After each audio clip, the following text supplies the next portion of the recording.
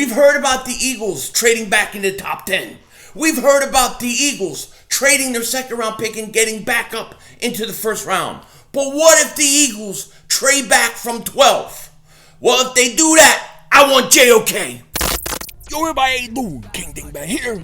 So today we have come with the hell is that?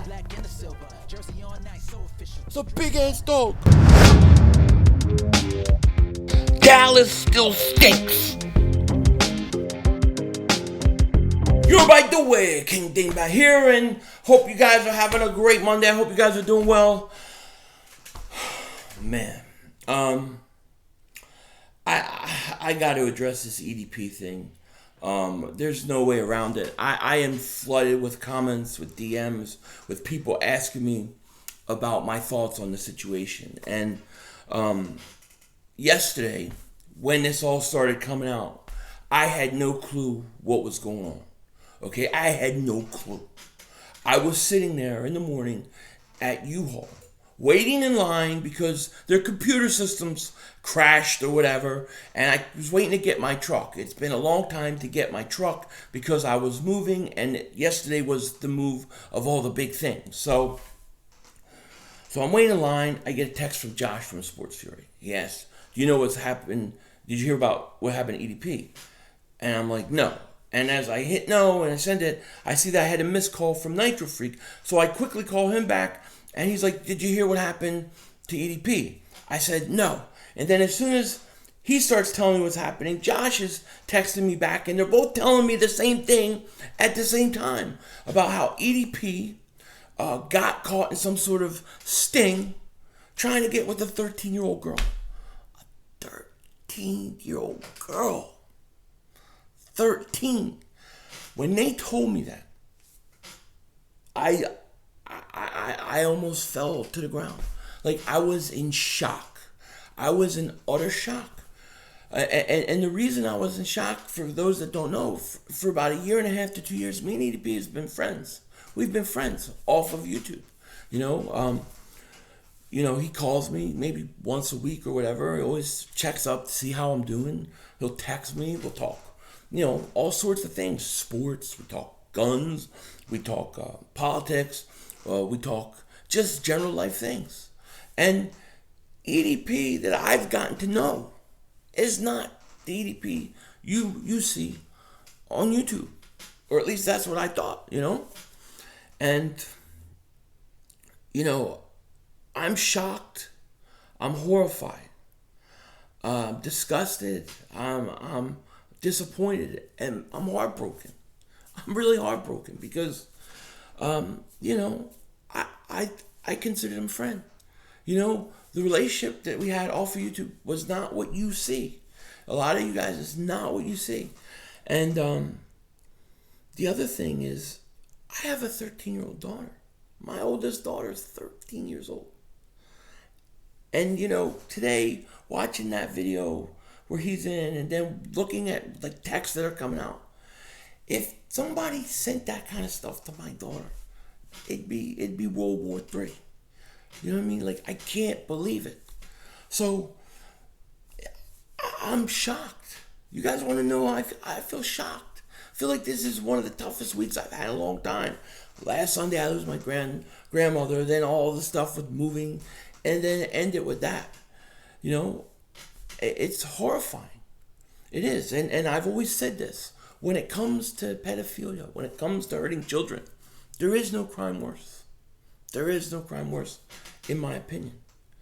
And to see him do that is a tough thing, And I really, I knew people were asking, my opinion. I knew I was going to have to address it in some way. And, I didn't know how to go about it. I don't know usually how to go about these things. Even in any video I do, I just speak from the heart. I just tell you from the heart, And to me, my heart broke. It broke because I never would have thought that he would have done that. And it just goes to show you, if you have kids, no matter how well you think you know somebody, don't ever trust them with your kids. Never give anybody power over your kids. I don't care if it's school teachers. I don't care if it's, pastors. I don't care who it is. You got to protect your kids. And, it's disappointing. It really is. And I see a lot of videos right now, and EDP's low-hanging fruit. Everybody is they're going to go after him. They're going to make a video on it. People are going to watch it.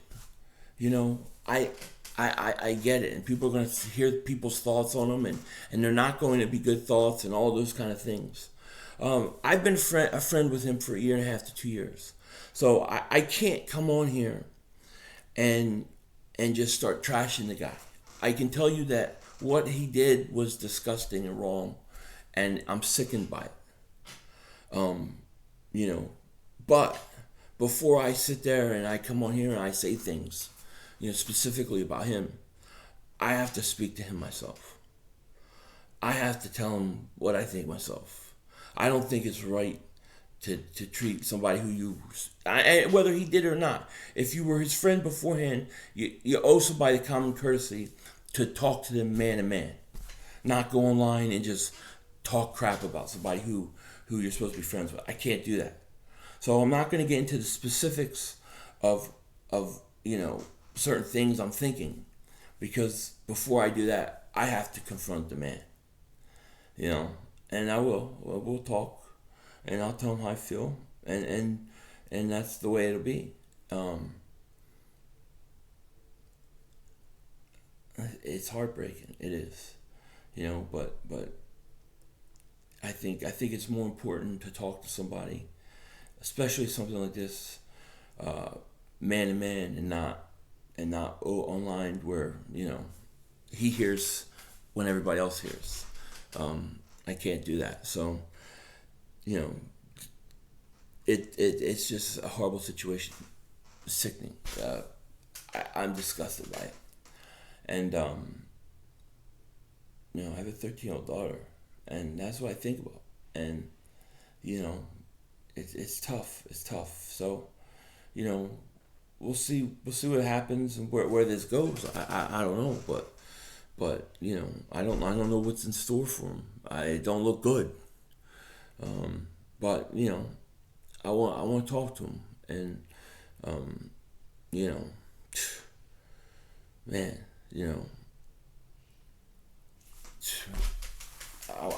whatever I have to say to him face to face first. Is what I'm trying to say. I'm not gonna just blurt it out on the internet, and I got things to say, definitely, So that's my feelings about it. It's very, very, very sickening.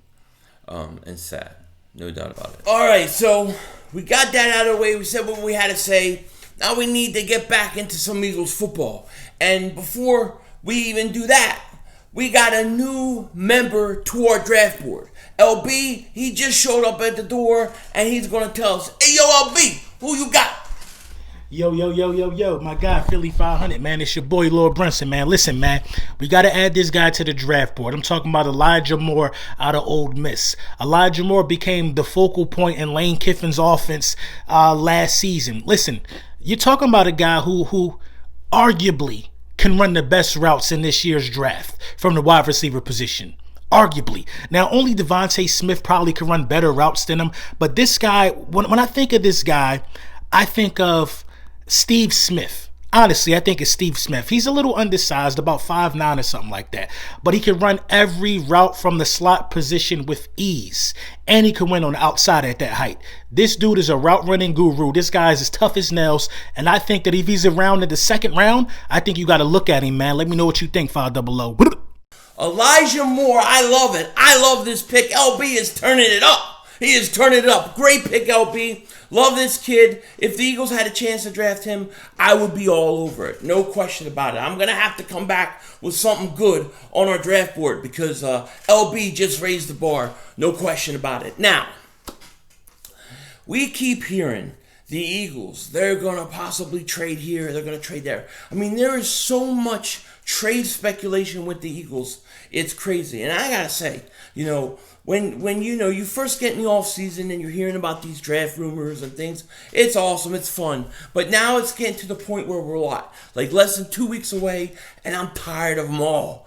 I just want it to happen. Let it just happen. You know what I'm saying?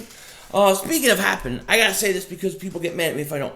If you haven't, please like, please subscribe. Appreciate that so much. It means a lot to me. We're getting close to 32,000 subscribers. You guys are the best.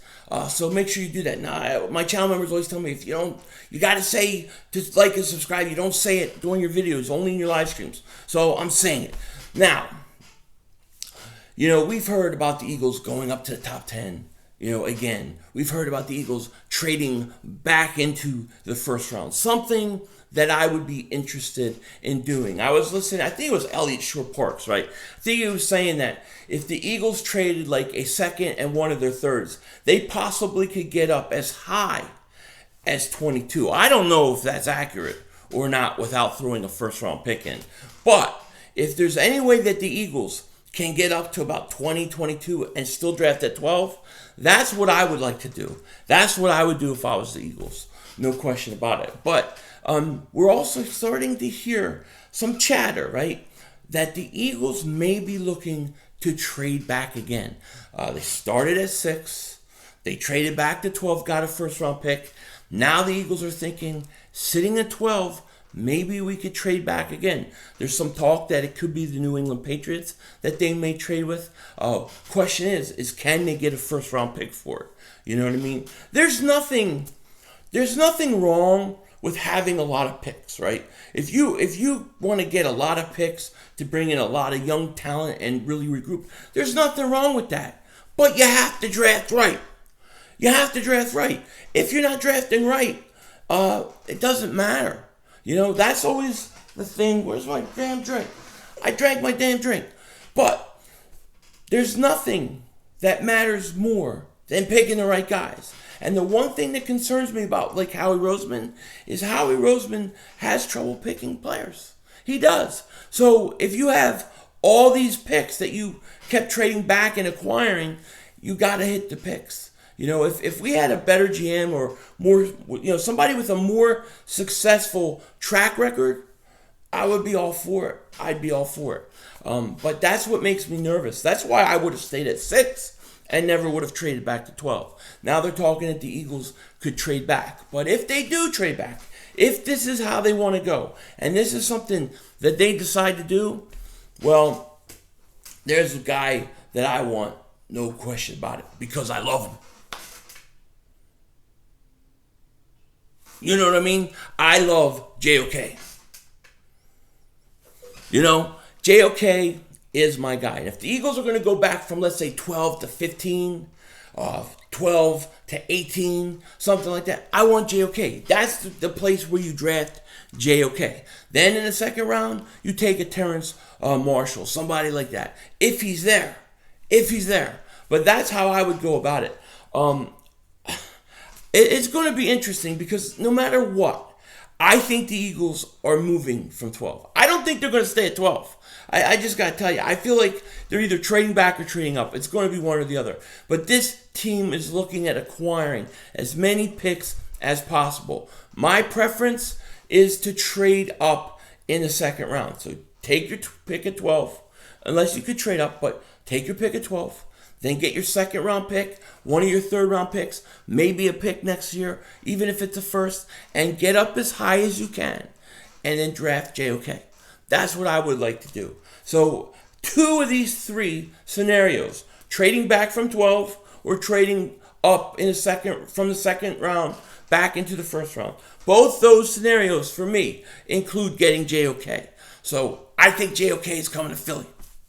That's what I think. That's what my dream is. That's what my hope is. I hope. Who knows? But lot of trade speculation brewing. It's hard for me to believe. There's, you know, where there's smoke, there's fire. I think something's up. I think the Eagles are going to do something. If they trade up, I see them trading up. Let's say the Eagles trade in the top 10. I think they get to around 8. I think 8 is a spot you want to get to. Maybe they only do it if a Jamar Chase or Kyle Pitts drops. Maybe that's it. Maybe they go up there to get Devontae Smith. It's going to be a very interesting question. If they stay at 12, I just think you got to take the best player available. And then if they trade back from 12, you got to get at least a first round pick. You got to find a way. You know, if they trade back to 15 and only get like a 4th round pick, to me it's not worth it. I'd rather have the best player.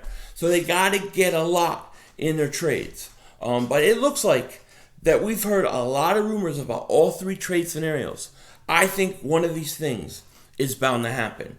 Let me know what you guys think in the comment section. I'll probably be live streaming tomorrow from my new home. I'm still back at the other house. We still got to finish cleaning up and things like that. I took one of my pieces. That's why I'm sitting down and the background looks all whacked out today. I don't get to stand.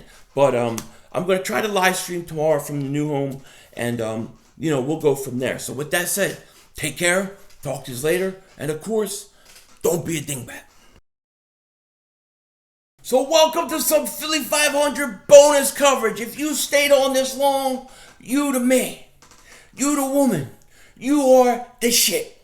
And I want to thank you for staying this long. So what I'm going to give you here, I'm going to give you a little story, a little crazy story, right? Yesterday, I went to U-Haul to rent a truck, right?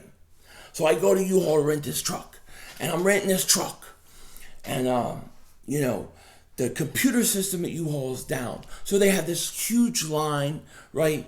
And I'm waiting in line all the time. Finally get up there. The girl's like, reservation number. I give the reservation number. Your name. I give her my name. Your number. I give her a number. And she's just writing it down or putting it in her computer, right? Her phone.